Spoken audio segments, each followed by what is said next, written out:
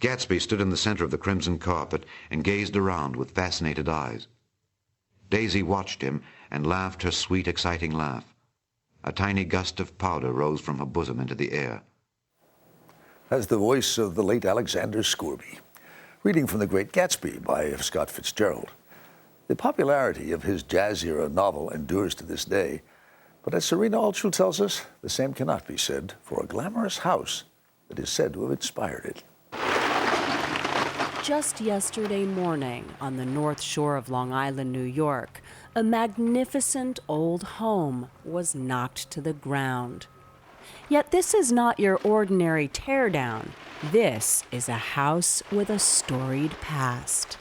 The lawn started at the beach and ran toward the front door for a quarter of a mile, jumping over sundials and brick walks and burning gardens. You can almost hear the echoes of better days, so beautifully captured in what many consider the great American novel, F. Scott Fitzgerald's The Great Gatsby. Lore has it that this house, called Land's End, fired Fitzgerald's imagination. Well, it's exciting. People in town think it's exciting. Right. They come by boat, they look at the house, they say, this is the Great Gatsby house. Built by a newspaper editor in 1902, the 21,000-square-foot house in the village of Sands Point hosted the likes of Winston Churchill and Albert Einstein. It's said the grand parties caught Fitzgerald's attention. Just picture, the moon out, right. the band playing, all the people dancing and mingling around. Today it's owned by real estate developer Bert Brodsky. It's almost like not real. Mm-hmm. It's almost like a fantasy land. Right. Like you read about it and say, no, nobody could really live like this. And yet they did. They did. Brodsky and his son David bought the property 7 years ago, but the upkeep on the $18 million house proved too costly. So it's officially condemned, is that right? Oh, yeah. Right. Remarkable. Almost like you can smell the other time, another era. The home was one of the few remaining relics, hearkening back to Fitzgerald's time on Long Island during the Roaring '20s. The Great Gatsby was the novel of its time. Ruth Pergozzi is the executive director of the F. Scott Fitzgerald Society. She says no place symbolized the Roaring '20s better than what was known as the Gold Coast of Long Island, with its elegant estates like the Guggenheim's Hempstead House, now a museum. That just really takes my breath away. What did this strip of land here represent? Oh, I think this represented the epitome of everything you could strive for, everything you could want. You had optimism. You had a sense of what America was, the possibility of America, and you had it all embedded in one place. Do you feel like this home would represent the grandeur of the Gold Coast? I feel that this home is the Gold Coast. It was that grandeur that drew a young F. Scott Fitzgerald and his Southern belle wife, Zelda, to the area in 1922.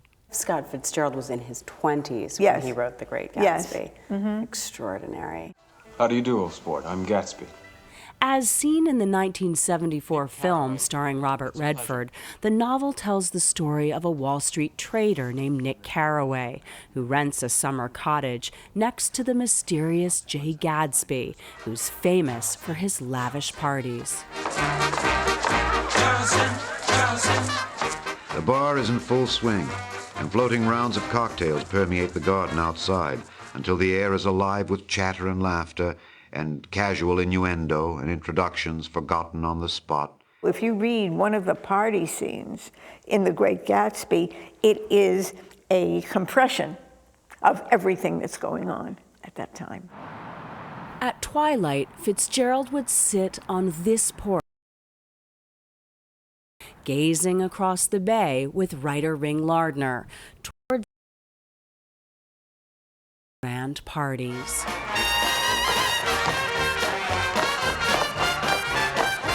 And they loved to talk about the rich people and the people coming to the parties. And they could see them. And they could see it across the way. And they loved to talk about that. Fitzgerald left Long Island before The Great Gatsby was published in 1925. It's so perfectly written, there isn't one sentence that you could take out. F. Scott Fitzgerald died in 1940 at age 44. But his memory remains on the Gold Coast of Long Island, even as the landmarks that dot Gatsby country continue to disappear.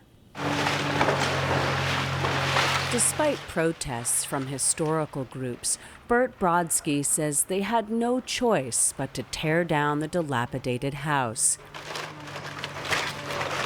They plan to build 5 homes on the property in a community called Seagate at Sands Point. Is it still a little bit of a sad day for you? It's definitely a sad day. Yeah. Life goes on. It's kind of a life cycle. He says they're respectful of days gone by and the book that still takes us there.